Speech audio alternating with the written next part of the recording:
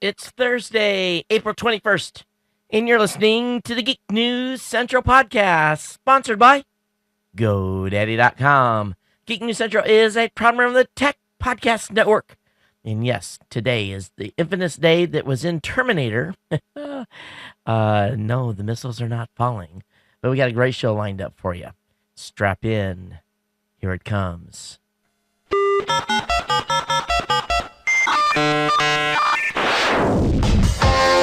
This is the Geek News Central podcast, part of the Tech Podcast Network. If it's tech, it's here. So grab a cup of coffee, take a seat, and crank up that volume. Because you're listening to Todd on the Geek News Central podcast.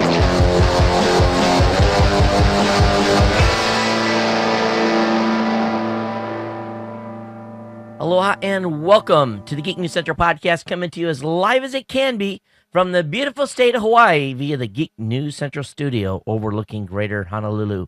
Hey everyone, welcome to the show. My name is Todd Cochran, and got a little bit of something going on with my throat. I think there's a frog in there or something. But hey everyone, welcome to the show. My name is Todd Cochran, and I want to encourage you to get over to geeknewscentral.com. Check out all the great content. Of course, check out our archive podcast available via the podcast link on the website. And hopefully within the next, while the show's going here, the Gadget Professor will get his show uploaded. He actually's got it recorded. They uploaded it, and only 42 megs went up to the website. So I think he's in the process of re-uploading now, and hopefully he'll have it posted tonight before I get my show posted. But the Gadget Professor will be on the website, fresh episode number 4. You guys are subscribing to that thing like gangbusters. It's pretty wild to see the near straight up growth of that show. It's the first couple of shows I was kind of like, where are we going to go with this thing? And very quickly it took off. But Gadget Professor have a fresh show up on GNC tonight or tomorrow morning. And of course, we want to thank you for staying subscribed to this show. And, of course, I produce this show every Monday and Thursday night with a Tuesday and Friday release. You'll want to get over and subscribe to all of our shows, and you'll find that via the second column of the website at geeknewscentral.com. And, really, subscribing is easy. You can do it through iTunes, through the Zune Marketplace, or just grab the RSS feed. And we've got all that stuff there in plain sight for you to be able to subscribe. And, of course, we want you to get signed up for the newsletters as well. The newsletter contains everything, and I'm going to talk about during this show. I will email the newsletter to you immediately following the show posting. That way you'll have all the links of everything that I'm going to cover during the show. So we encourage you, of course, to get subscribed to the newsletter. Warm welcome to the Ohana. All of you that are longtime listeners of the show, I want to thank you for being part of the family. Of course, if you're new to the show, hey, welcome to the podcast. And we hope that you'll stick around and be with us for a while. We're doing something new tonight, doing a little bit of an experiment. And what I'm doing we're still pushing the live stream to Ustream. So that channel is up and running and being recorded.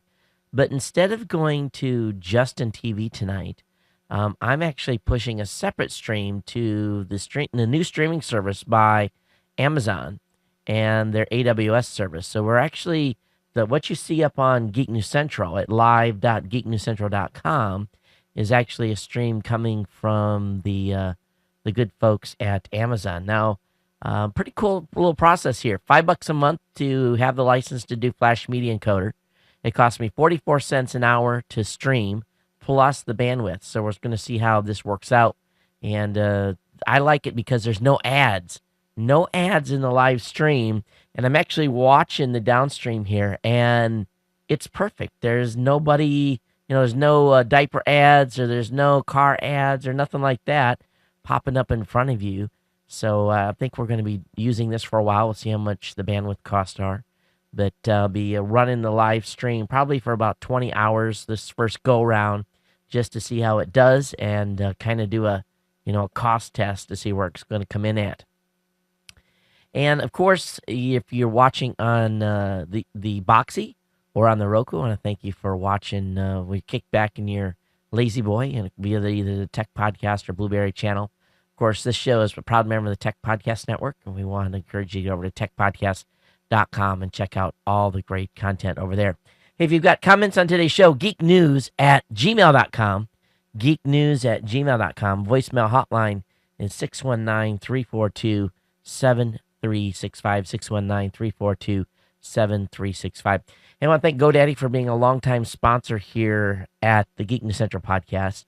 And really, we've got some great deals for you. If you get over to GoDaddy.com and you're looking to pick up a dedicated server, virtual dedicated server, shared hosting account, whatever it may be in an online service, GoDaddy's really the place to go and the place to check things out. And plus, I got some great codes for you. And all you got to do really is go over to geeknewscentral.com. You'll go down on the website here, and there's in the second column of the website, there's a link that's under the important link section that says GoDaddy promo codes. You click on that, and that'll list all the promo codes. We got some good ones there. 25% off by using CES25 if you are a new customer at GoDaddy. So in your first purchase, and this is a one-time deal, you get to use that code one time, CES25, to get some codes off. I actually did some domains this week and got them from $7.49 using ComSale 2. Of course, ComSale will get you $7.99.coms. Geek 5 will save you 15% off orders of $20 or more. Todd 20 will save you 20% on a 1-year shared hosting account. And we encourage you, of course, to get over to GoDaddy.com and check out all those great products. I want to thank GoDaddy for being a longtime sponsor here at Geek News Central. In the mailbox, or actually via UPS, on Monday, this was delivered, and I had not gotten a chance to read much of this. This is Paul Allen's new book, The Idea Man, and I spent about, well, let's see where I'm at. I'm at 183 pages, and I didn't start reading it till Tuesday because I had a show, of course, and then I had, of course, other stuff to do. But in the evenings, I've been reading through this, and I'll be honest with you. This is probably the book I'm going to recommend all of you. Either you pick up at Audible or pick up in on Amazon, wherever you may be getting books these days. And it's pretty good.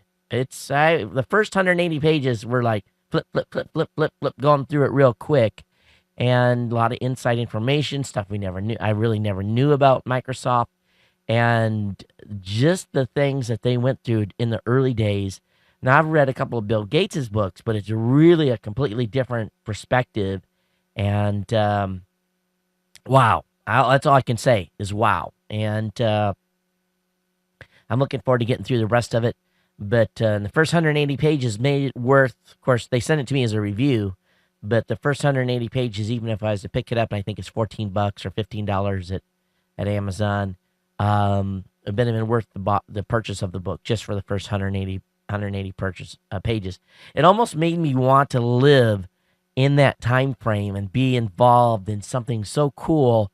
It really was cool what they did, and the dice they rolled and the challenges. It's a great book. It really, really is. Well, we're going to have a Saturday morning tech show. We'll be back on schedule Saturday morning. We'll be starting at 9 a.m. Pacific.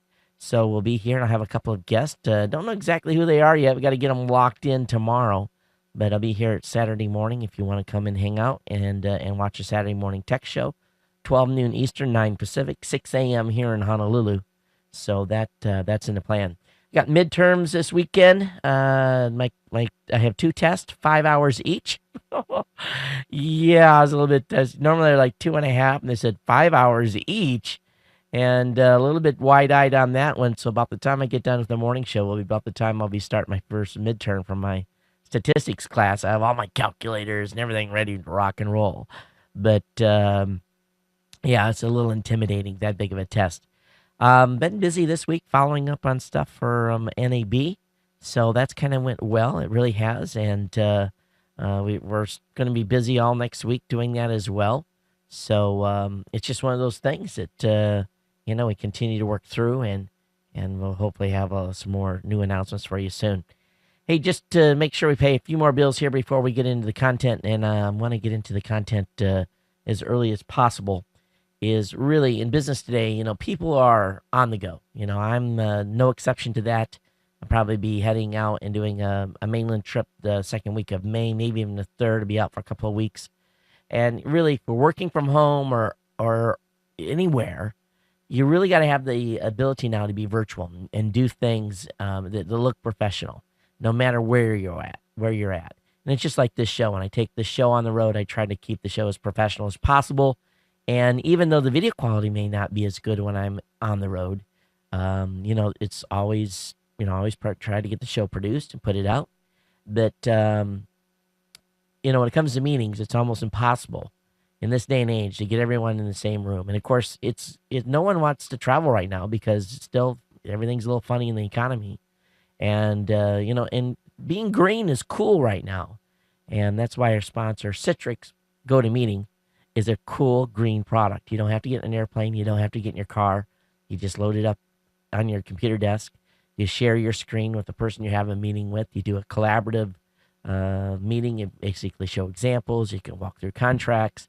You name it. Whatever you can do on your computer screen, even showing videos and processes.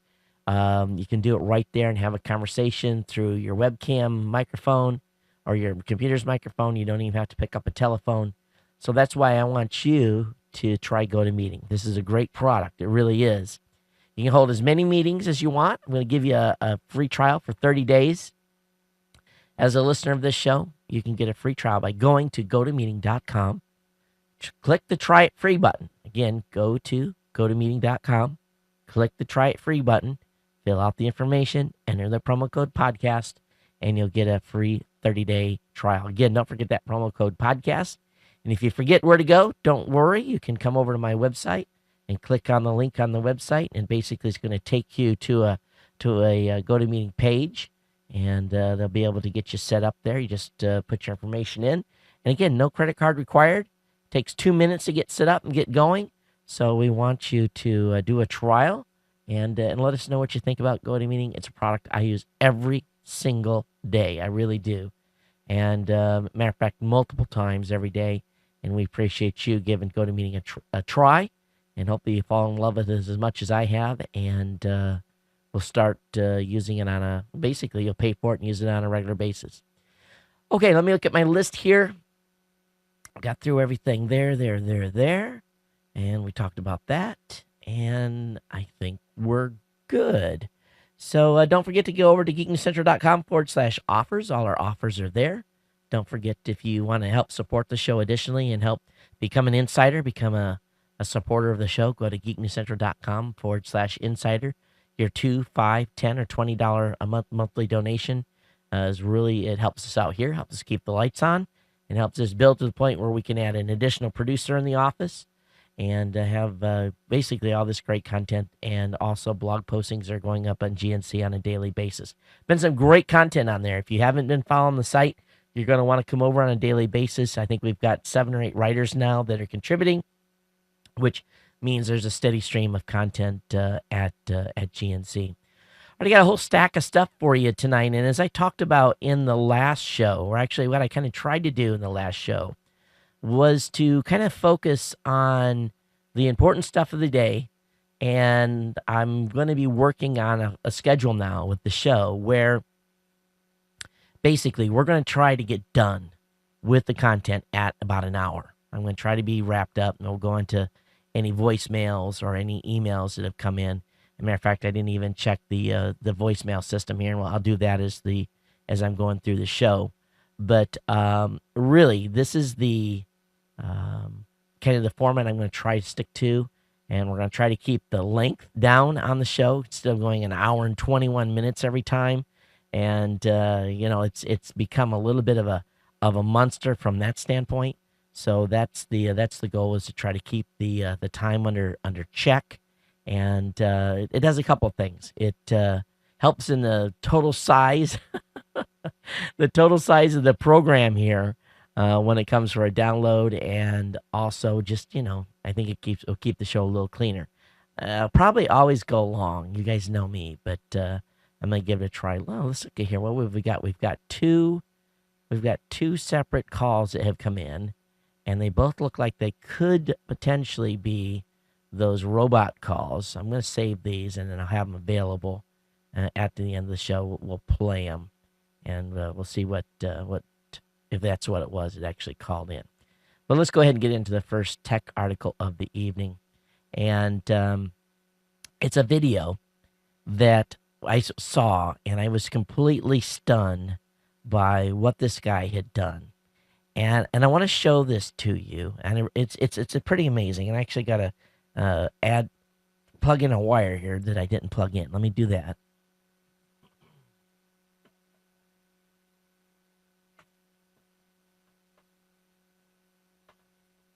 Shows you how prepared I am. And this video was shot in, I believe, South Dakota. And the guy used a time-lapse camera. And this thing is so cool. And I found this over on Wired.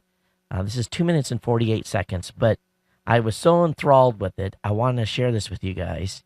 And for those of you that are listening to the audio portion of the show, what I'll probably do is I'll probably cut this section out and then go right into the next topic. But for those of you who are watching the video, here we go. We'll go ahead and bring this up, and I'll start it.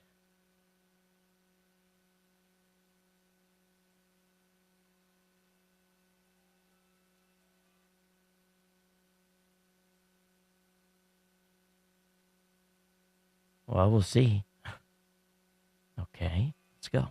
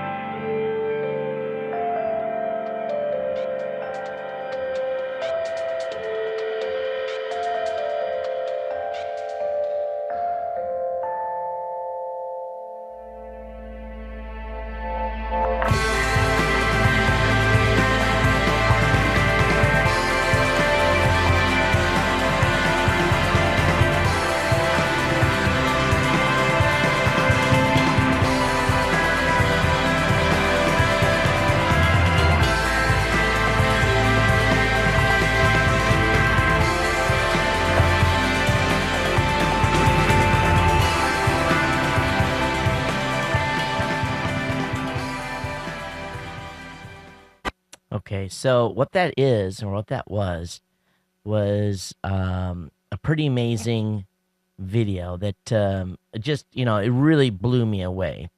And it's by a guy of Randy Halverson.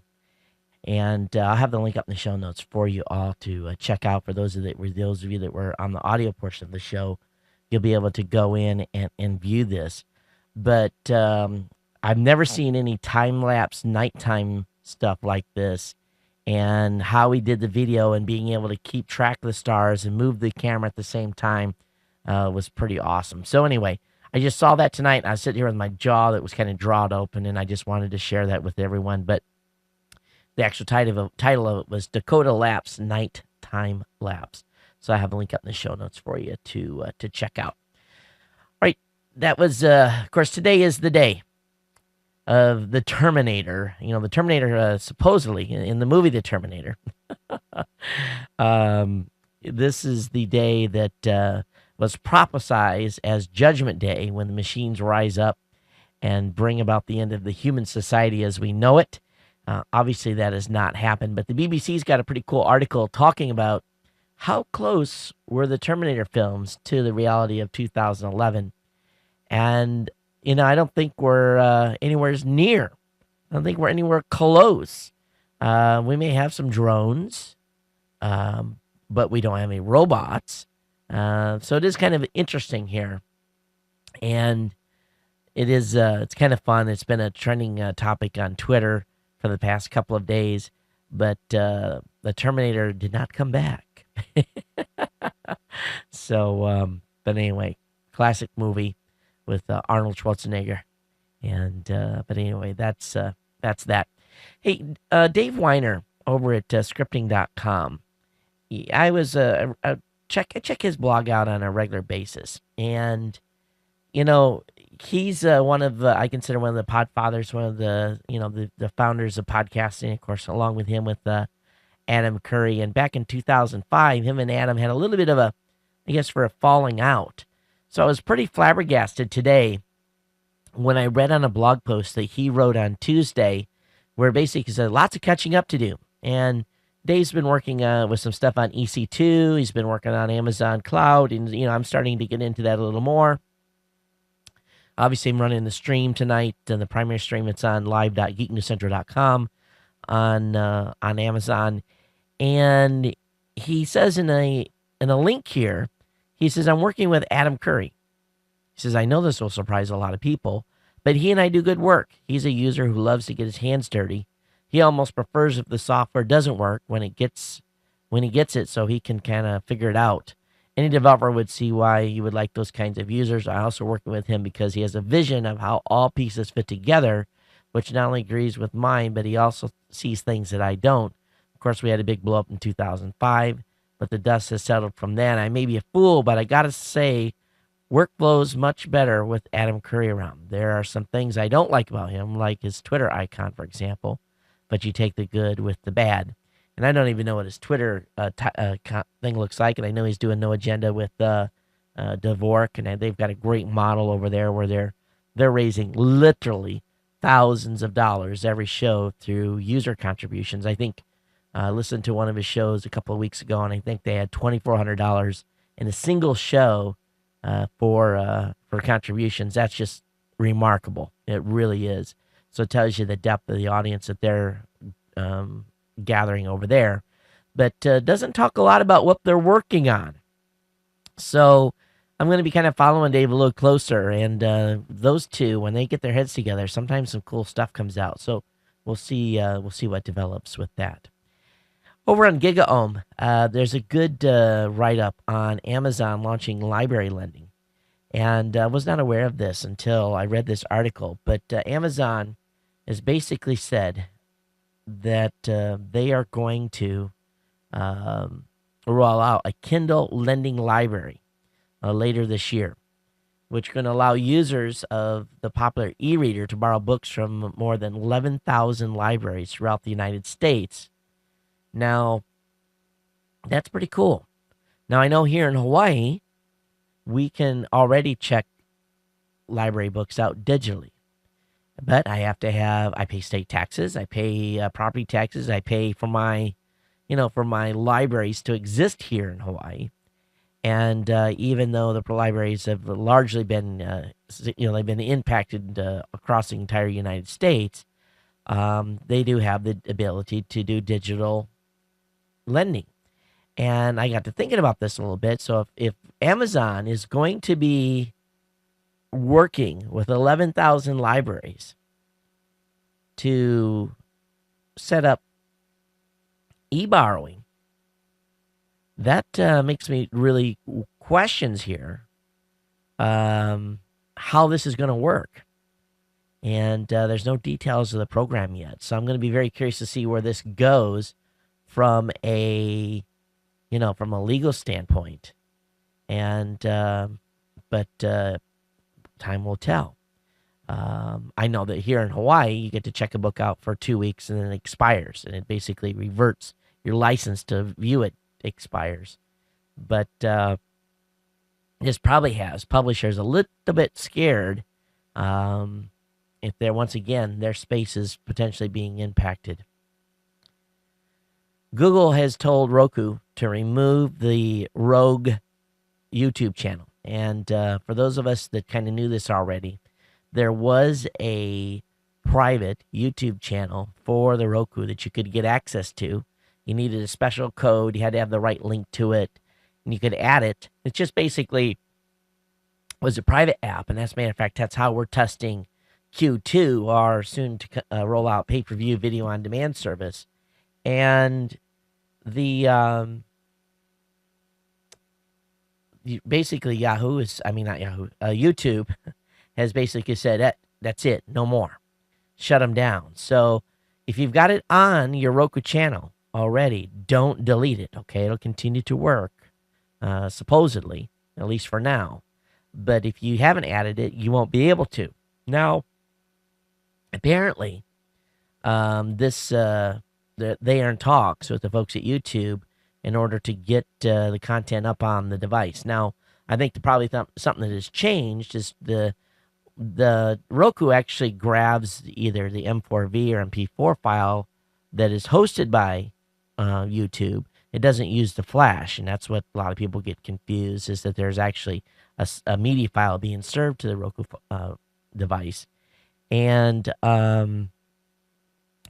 so up to this point, there's been no way to do a pre-roll, interstitch, or a post-roll on the device, but they launched the Crackle channel about 3 or 4 weeks ago. And the Crackle channel basically now introduced the ability to do a pre-roll, interstitial ad, and a post-roll. So this will probably be the clincher for YouTube. In order to get YouTube videos up there, you'll probably have to watch an ad or an interstitial. And the interstitials kind of suck because it'll be, you do the pre-roll, then the video will start. Instead of it happening in the foreground, actually the video will stop. They'll run the interstitial ad, and then when the ad's done, then the video will continue. So for some YouTube videos, it doesn't make a lot of sense. For this show, it would probably be okay because, we're a pretty long show, and you guys could probably handle, a 15-second break somewhere in there with an ad. But anyway, that's the news coming out of the Roku camp. We'll see what happens with this, but this was an article over on GigaOM as well in their new TV section. How many of you have some hard drives laying around that you want to get rid of, that you need to smash, or you just are afraid to even send them someplace because you're afraid someone's going to get a hold of them, take them apart, and get data from you? Well, there is a solution. The folks over at Ogizmo.com are basically talking about a new device that punches holes in hard drives. Now, they've got a video on this that demonstrates this, and I'm going to play this, and it's kind of short. It's 27 seconds, and I'll talk about it here as it's playing. But you basically you stick a hard drive in this thing, and it's just like a shredder. The only difference is they push a button, and these two spikes come out and smash right through the hard drive, and so it goes through the spindle. So you've got a couple of holes in it then. So once it's got done, and it's down, and it's got this ominous green light, then a little door opens up underneath.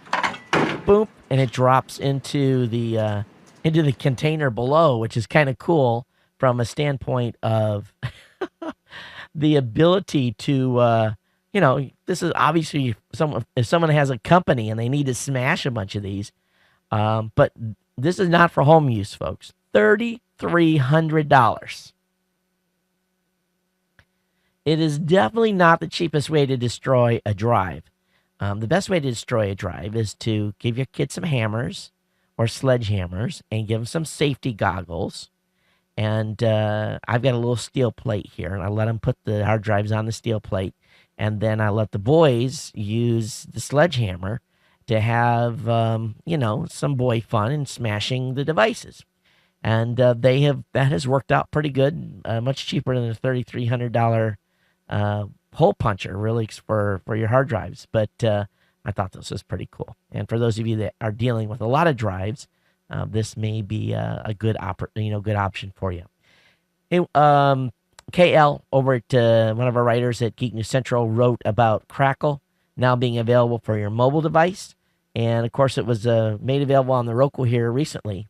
But Crackle is available on the iPad, and even though KL was a little bit disappointed on this, and she was a little bit disappointed by the number of movies, you can watch some of the older movies that are available, and also sitcoms that are available. That basically it's ad supported. So you're going to get some ads during the show. Probably about every 10 minutes, you're going to get a commercial. And you probably see the same commercial over and over again. But it is an ad supported model where you can watch free movies on your iPad. And then again, it's on the Roku as well. So I don't know if they've got one for the Android or not. But this is a great thing to use if you're on travel and you're looking to watch an old movie that you watched once before. Pretty cool little process here. Hey, over at Engadget, when the earthquake and tsunami happened, and then of course everything going on with the Fukushima nuclear power plant, I kept asking my wife, "Where's the robots?" And of course, we've heard recently about the iRobot being sent in. They've got a couple of those on the scene. And, there's all kinds of remote controlled vehicles now. They've even got some pretty good sized helicopters that are close to being, ready as a remote control vehicle. But what they did is they worked with a company that has what they call the T-Hawk. It's a U.S. made micro air vehicle. And they actually used this in the Fukushima danger zone.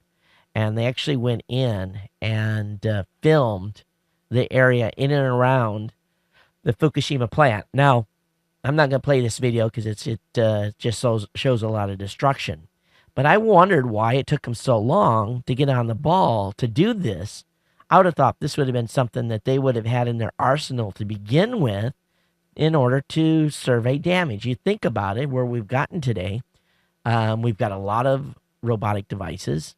We have a lot of, police forces are using remote controlled robots, and our armed forces are too, to disarm bombs and all kinds of other stuff.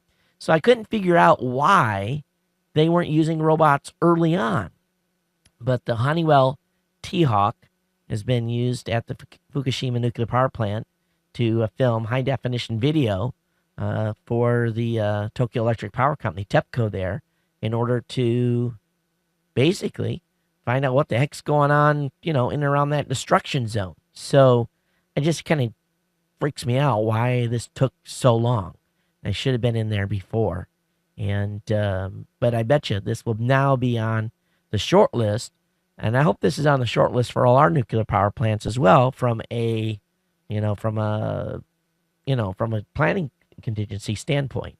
So the T-Hawk, yeah, I think it's pretty cool. American technology coming to play in the Japanese disaster, which is good. All right, the topic that everyone has been talking about, and it all has to do with your iPhone and it tracking you. And I guess this has been known for a while, but it's just made kind of the public scene.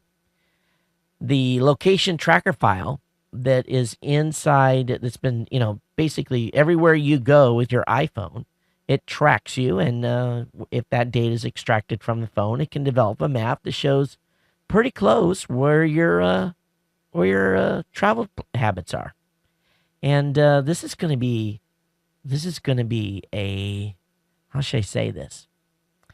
If anyone's getting a divorce, if anyone's in any type of legal issue, and they get your iPhone and they take this data file off, if you have no business in a specific area and you're going back and forth between that area, there could be a spouse could say, what you doing over there in El Segundo? You never go over there. Why are you over there? Why is this big concentration of dots over there? And then one thing leads to another. Next thing you know, some guy is getting caught with his girlfriend, or vice versa, or even legal issues where, okay, where were you at? What time? Let me see your phone. And next thing you know, someone's getting fired because they ran off and did an errand someplace, and it had a timestamp during working hours. There's all kinds of nasty things that can be determined from this Apple location tracker file. Well, it bothers me quite a little bit, and it should bother you. But Congressman Ed Markey of Massachusetts has sent Apple Chief Executive Officer Steve Jobs a letter asking him to describe the purpose of that file. And he's given him a couple weeks to do that. May 12th is when he wants his answer back by. Now, there's already some gouge out there. If you've got a jailbroke phone, there's a new plug-in that will allow you to erase that file. But apparently police agencies have been using this for a while and using it against people that are, either doing something illegal. It makes you wonder if that's what the Michigan State Police has been pulling off phones. And we talked about that on the last show. And that's still a big thing up in the air, even though the Michigan State Police came back and said that all we're using that for is when we do have a search warrant or someone voluntarily gives their phone over. So that kind of cleared up a few things where we were thinking that they were doing this just on a traffic stop. But I guess it depends on what kind of traffic stop. If it's a drug traffic stop, then I would suspect that they would have something in place to pull that data. But this whole Apple location tracker, and there's no way to turn it off. You cannot opt out of this. At least nothing I have seen. If someone finds out how you can opt out of having this thing track you, please email me. I'd love to share that with everyone. But at this point, that's not the case. But there is a lot of gouge out there. I have some link in the show notes for you to view. Hey, little more space news here. There's some pretty good photos by astronaut Ron Garan that he's been taking some just stunning pictures. And I have that link up in the show notes. Those are from space.com. There's also news out of Mars where there's basically, they've detected a thick, dry ice sheet in the southern hemisphere, and up to 672 meters deep, thick. So that's pretty exciting stuff from the Mars surveyor that's basically mapping Mars. They've gotten this data, so that has been kind of in the spin here. One thing that I question, and we talked about on the last show, where NASA had bevied out some money. They bevied out money to SpaceX, Boeing, a couple of other companies, and one of them we had never heard about before was called Blue Origin. And this is, as the folks over at space.com say, highly secretive private rocket developer. Was one of the 4 companies, of course, we know that was chosen by NASA. And this week to receive funding toward the design and testing of a spacecraft. There is a conceptual design picture now that they've been able to show us, and makes you wonder here what these guys are up to. So I'm trying to find more information about this, but they do have some concepts on how this thing is going to land and be reusable. Going to launch on a rocket. It looks like it lands with retro rockets or something to that effect. But they say it'll be able to carry 7 astronauts, and it doesn't say how much cargo. And it will also serve as an ISS emergency escape vehicle for up to 210 days. So very cool stuff. Anyway, I have a link up in the show notes on that. Last couple of space things here. Hubble, 20 plus years here on orbit, taking great pictures, and they've got a tribute to it and showing some great pictures that Hubble has, and some of the biggest discoveries Hubble has made in the past 20 years. So I have that link up in the show notes for you too. Now, if you're into conspiracy theories a little bit, here's one for you. And I don't know how long this has been known about, but I'm looking at a Freedom of Information Act document that's been redacted.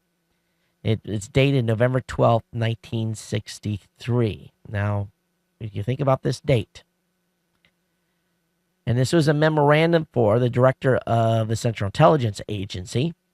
Subject of the document says classification review of all UFO intelligence files affecting national security. And this letter goes on. It says, as I have discussed with you previously, I've initiated, and it says redacted, and instructed James Webb to develop a program with the Soviet Union in joint space and lunar exploration. It would be very helpful if you would have the high threat cases. You see this? It would be very helpful if you would have the high threat cases reviewed with the purpose of identification of a bona fide, as opposed to classified CIA and USA Force sources.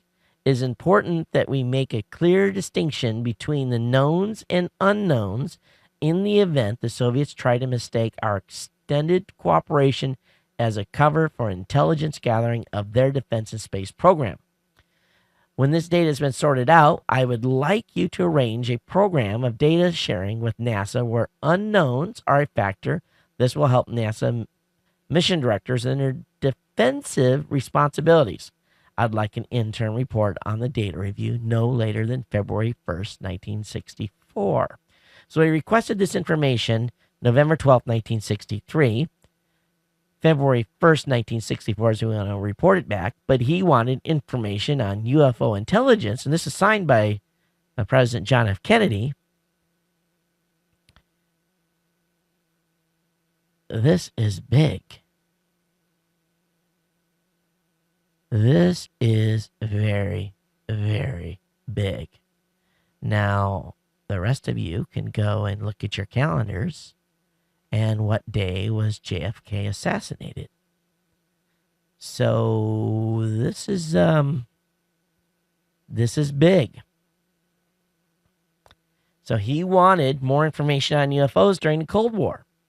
And I find it amazing here that the Cold War was going on, and we were doing a program, or developing a program with the Soviet Union in joint space and lunar exploration. Wow, is all I can say. This was attained by a Freedom of Information Act, supposedly written on November 12th. And so this is definitely going to add some fuel to the fire on their underlying issues surrounding the president's death. And they're asking if this document is authentic or not.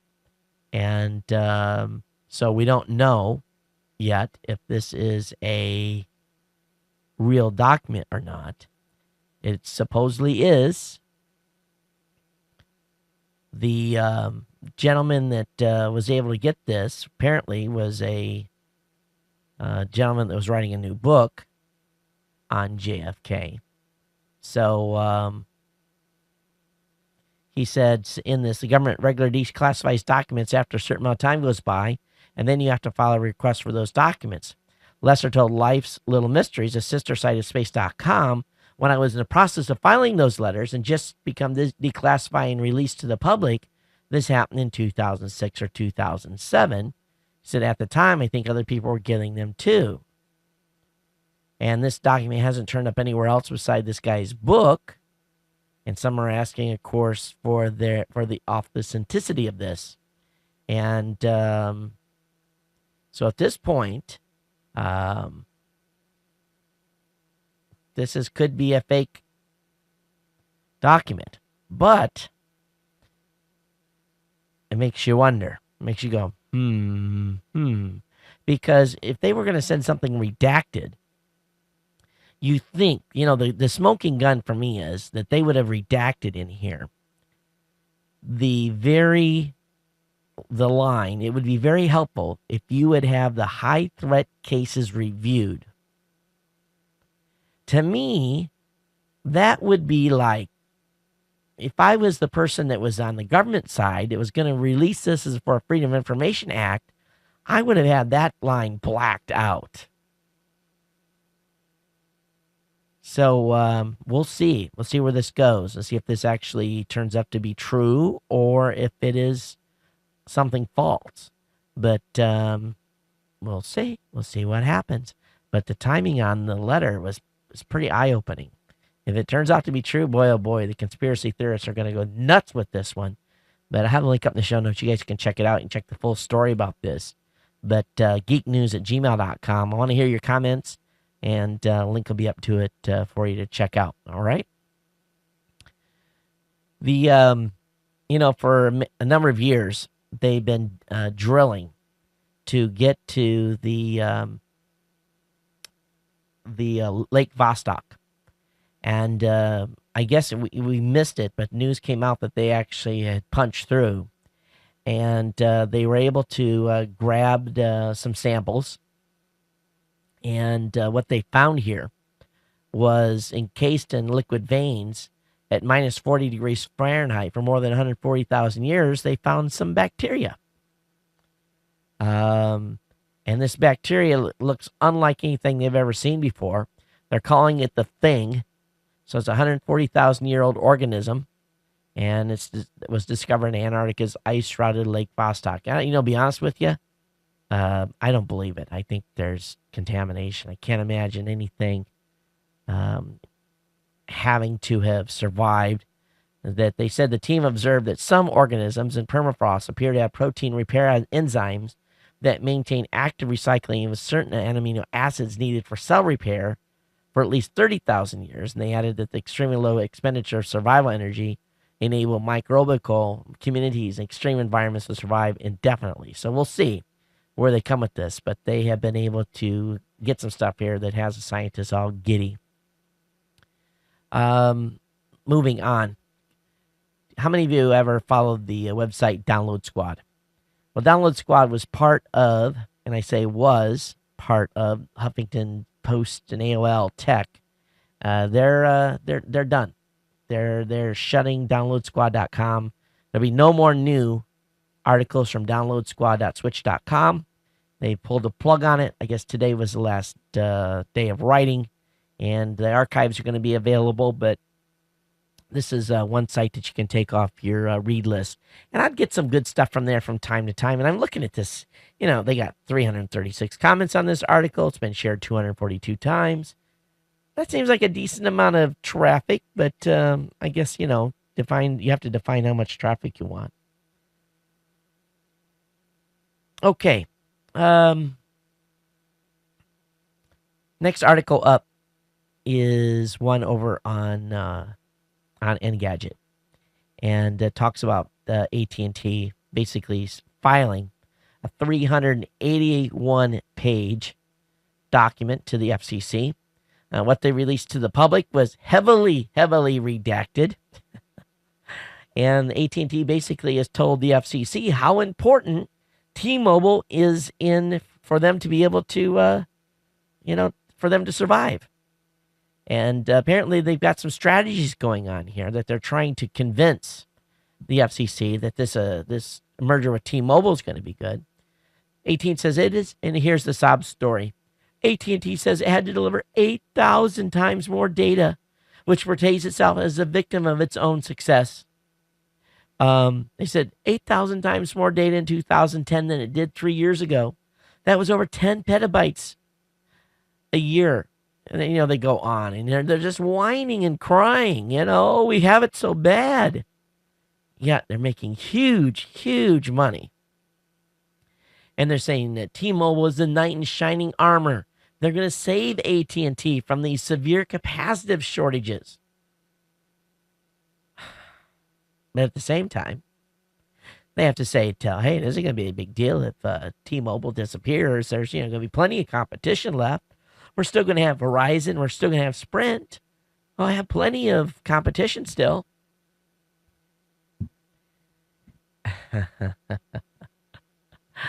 I'm telling you, I don't see this merger go down. When the FCC opens up for comments, I would encourage you to go over there and make your comments known. But no, it's the PDF. If you want to if you want to read through this PDF with the parts that you can that they haven't redacted, is available. Have the link up in the show notes for you. Basically, it's on the Engadget page. But boy, interesting strategy. That's for sure. Okay, Toshiba has announced a waterproof camera. Now, this is a little different camera. You know that we've lost the flip. The flip is gone. The folks that Cisco decided that they wanted to dump their investment. So I've been looking around for a little bit of what's available on the handheld market. And so Toshiba has introduced a waterproof Camilio BW10, does 1080p video, 5 megapixel stills for $150. So there's plenty of cameras available in this size. Now you're going to pay a premium for models you want to use in deeper water, but this one is a pretty good one that you could take to the beach and not have to worry about just get a little water on it, be okay.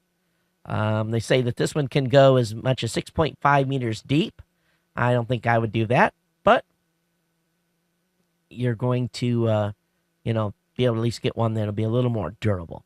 So good product being announced today by the folks at Toshiba.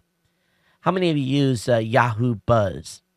Well, Yahoo Buzz is bye-bye Buzz, and this is another Buzz service that is going away. Jeffrey Powers, one of our writers at Geek News Central, basically that talking about how Yahoo continues to shed weight, and so again this time Yahoo Buzz is going away, and they're going to discontinue the service as of today. So you're not going to be able to access Yahoo Buzz site, and so that means Yahoo 360, My Blog Log, all the web have been put in mothballs or gone. So I want to thank Jeffrey for this article over at GNC. This is a product I actually have, and this product is now available over at Best Buy. We did a review on this a number of months ago, and I can't even pronounce the name of this device. I think it's called Warpia. It's a wireless media streaming adapter, and this worked pretty good. So basically, what it does is the one adapter plugs into your computer, has some software. The other portion of the adapter goes and plugs into your TV. And what you really can do here is you can stream HD.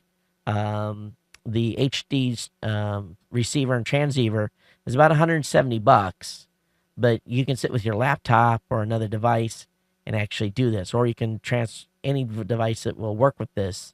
But this is pretty cool.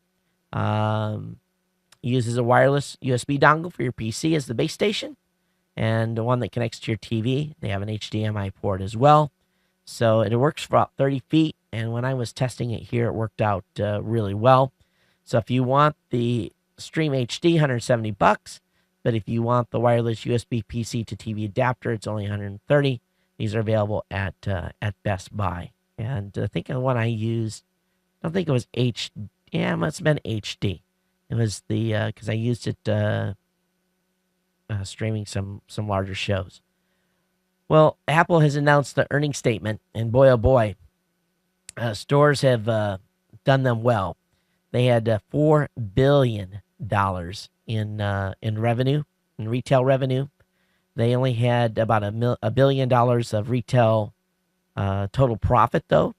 So that's good. So $1 billion of profit on $4 billion in sales, 25% profit. They're doing pretty doggone good. So we'll see what the market holds for them, for where the stock goes. It's probably up. I think it went up $6 or $7 today. That announcement came out yesterday.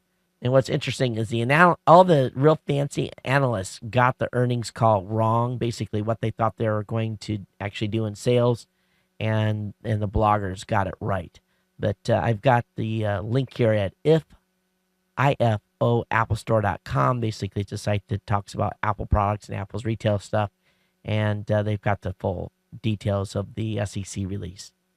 So Google is going to come out swinging on Groupon. They're going to try to compete in the marketplace with them, and so they've got a daily deal service now that's coming. I haven't seen this yet, But essentially what's going to happen here is Google is going to be competing with Groupon after turning down Google's $6 billion buyout offer. And I think Groupon's going to, that was probably a dumb thing. $6 billion, and they walked away from it. Just amazing. But anyway, the Google has built what it appears to be a pretty big product offering. Clients will be able to go in and actually submit stuff via Google Offers, and then the daily deals will show up in a variety of different places. And they're launching initially in Portland, Oregon. So that would be the first city that they're going to go launch into. But time will tell how this does from a competition base against Groupon. This article was over at gigaohm.com. Now, how many of you like those styrofoam shipping balls? Like those little styrofoam nuggets. Those things are pretty annoying when you get them. I open a box and it's always like poof, and they explode all over the place. How would you like to package something you're sending to a special person with what would appear to be a scrunched up $1 million bills or $1,000 bills? There's a company out there that has developed financial padding. For just $15, you get what appears to be $200, $100 bills. It can be crumpled up and used to protect light to medium weight objects. The paper actually is very clearly marked as, basically it's got zeros on it, and so you're not going to get charged with trying to counterfeit. But pretty cool. Open up a box and it looks like the packing is all crumpled up $100 bills. That'd be pretty cool. So anyway, link will be up in the show notes where you can pick that up. Last night, Amazon.com had an issue. They had an AWS outage, and it appears that a number of companies were down this morning for quite a while, and they had a hard time getting them up. And one guy that does GeekWire.com, he basically says that he wasn't so mad about the outage, but he was very upset about the actual communication from Apple. And he said that the down notice was written more like a lawyer had written. He says Amazon's update read that they were written by the attorney or accountants who were hedging against their stated SLA rather than being written up by a tech guy trying to help another tech guy. So I don't know how many of these companies were affected. I know that we stayed up. Blueberry.com is running on an EC2 instance. And we weren't affected by the data center that went down, but did have a discussion with Angelo today, say, how easy can we come up on another data center? And we kind of talked about that for a little bit. But anyway, if you had some sites that were not available this morning, that may have been the issue with Amazon having some outages of their cloud service. There's a study done by Twitter users. If you're using Twitter every day, you may have a higher tendency to have a relationship breakup. It shows that people that Twitter every day actually have a much higher breakup risk than those that don't. And I thought this was kind of funny. And they come up with some other facts as well that were probably not worthy of discussion on this show. But I'll have the link up in the show notes, and you can check it out. You guys notice here on Chrome, there's this Digital Trends now has a Google Chrome extension. Get the latest news on topics you like direct to your browser, prompting me to install a plugin for Digital Trends right from their website. That's worse than advertising. A little annoying, to say the least. Okay, last couple of articles here before we get into the news. $36 million of stolen credit cards. Hackers pled guilty. He's facing up to 12 years in jail. So if you can't do the time, don't do the crime. So this guy is apparently getting ready to go to the big house for a while. Apple today was named the least green tech company. And apparently because their data centers are mostly being fed by coal operated power stations, which what isn't being powered by coal? But the Green Report said, how dirty is your data? And they said Apple's the data is the dirtiest. Okay, whatever. I'm sure part of that was political in that, oh, Apple's at the top of the game, so let's make a big announcement that Apple's a dirty company. I just, Greenpeace, they have their own way of doing things, and they're not going to say Todd's company, is the dirtiest company. We're not green. They're not going to say, they're not going to say some small company. They're going to say somebody like Apple that is got big exposure in the space. So we've talked about it here, but it was on Guardian.co.uk. New York Times is saying they've gotten 100,000 subscribers to the paywall. So we'll see where that goes. I don't know if they're pleased with those numbers or not, but 100,000 people have signed up. And I saw an ad for that on a website the other day, and it was a pop-up ad. They came up and showed two people, and it was really annoying. It was a huge pop-up ad, and it was like two people, one that had the free edition, one that didn't. So anyway, I watched it, but I didn't act on it. Studios, of course, are talking about offering $30 movie rentals. Day one releases, theater orders are complaining, saying that we can't compete with that. They said many of the theaters are saying we don't want to show movies that are on TV. We want to protect the movie-going experience. Yeah, they want to protect their $10 popcorn and $8 sodas and their $7 candy and their $12.50 entrance fee. That's what they're trying to protect. So I think movie theaters are as much trouble as the music business is.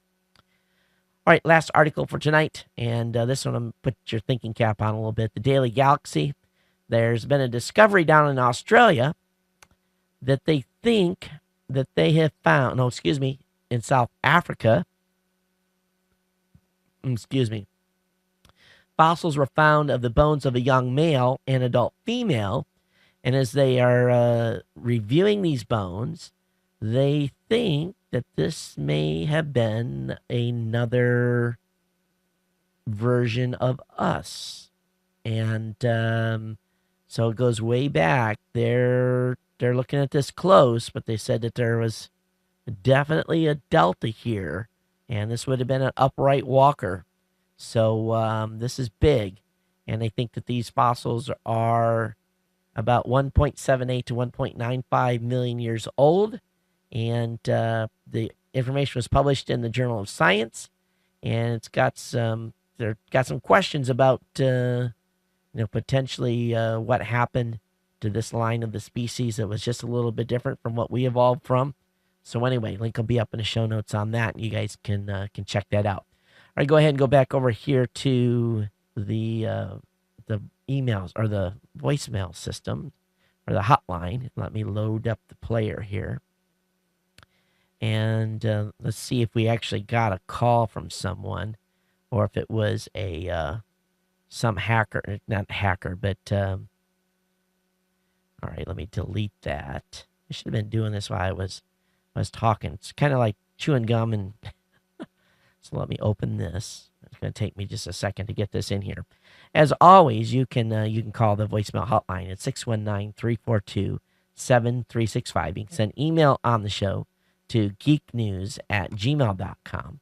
And we always welcome your comments about the show, and plus, negative, whatever you think about the articles. And we want to hear your feedback, of course. So let me put that in there. And now let me go ahead and load this. I'm probably going to get these loaded. It won't be an actual caller call. It'll be one of these random. We've been getting these on this line, even though I've got a.